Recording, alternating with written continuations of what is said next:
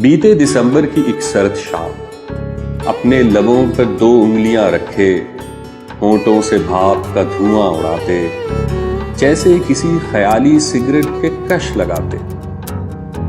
मुझे देख वो हंसकर बोली थी, सुनो, तुम्हें पता तो है ना, मुझे दायरे बनाते धुएं के मरहोले कितने अच्छे लगते हैं, मगर तुम सिगरेट नहीं पीते हो, फिर भला क्या खाक जीते हो। काश तुम्हें ये भोग लगे, किसी जोगन का रोग लगे, फिर तुम्हारी दुआ पूरी हुई, एक और बर्बादी जरूरी हुई। अब मैं धुएं में डूबा रहता हूं, खुद ही खुद से रूठा रहता हूं।